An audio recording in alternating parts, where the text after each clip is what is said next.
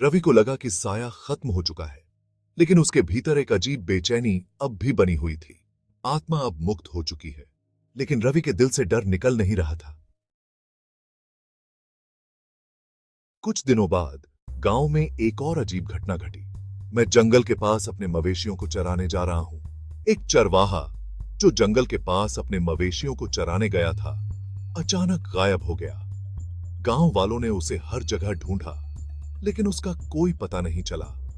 इसी बीच रवि को जंगल से आने वाली आवाजें फिर से सुनाई देने लगीं। उसे महसूस हुआ कि साया अभी भी उसे देख रहा है।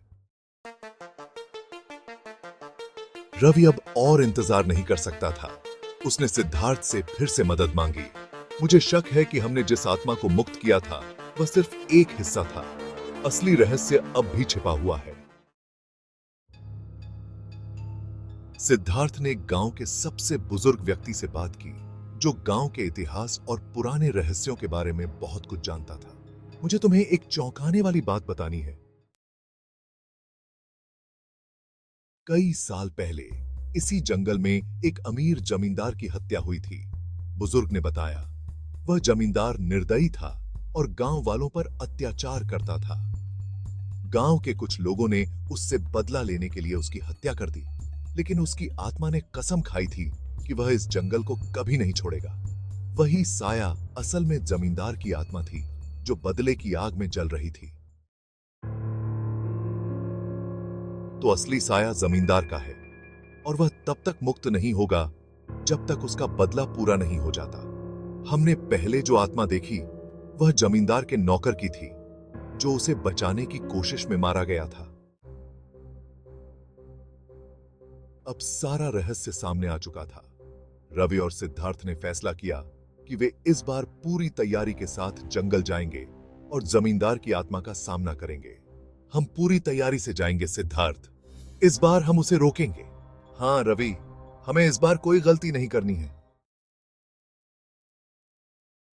अगली रात वे दोनों फिर से जंगल में पहुंचे। इस बार सिद्धार्थ ने कुछ विशेष तांत्रिक उपकरण और मंत्रों का इस्तेमाल किया। जैसे ही वे जंगल के उस हिस्से में पहुंचे जहां रवि को साया दिखा था, हवा फिर से ठंडी हो गई और पेड़ तेजी से हिलने लगे। इस बार माहौल पहले से भी ज्यादा डरावना था। सिद्धार्थ ने चारों ओर एक सुरक्षा दायरा खींचा और मंत्र पढ़ने शुरू कर दिए। अचानक पेड़ों के बीच से एक तेज रोशनी निकली और जमींदार का विकराल साया उनके सामने आ खड़ा हुआ। तुम मुझे रोक नहीं सकते, यह जंगल मेरा है। सिद्धार्थ ने हिम्मत दिखाते हुए कहा, तुम्हारी सजा पूरी हो चुकी है, अब तुम्हें इस दुनिया को छोड़कर जाना होगा।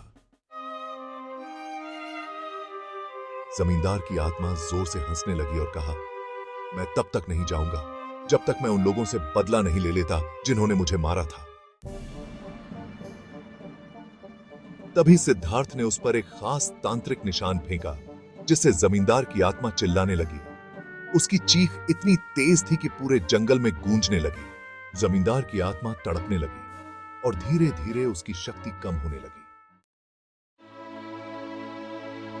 सिद्धार्थ ने आखिरी मंत्र पढ़ा और आत्मा से कहा, तुम्हारा समय खत्म हो चुका है, तुम्हारे कुकर्मों की सजा मिल चुकी है, अब शांति से जाओ।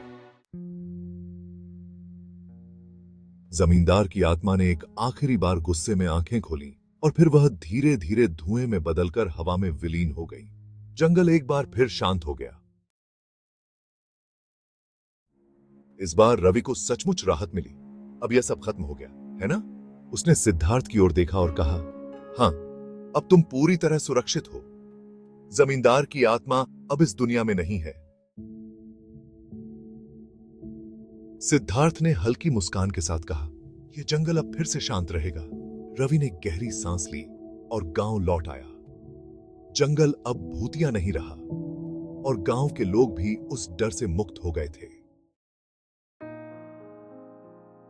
रहस्य का खुलासा हो चुका था। जमींदार की आत्मा बदला लेने के लिए भटक रही थी, लेकिन आखिरकार उसे मुक्ति मिल गई।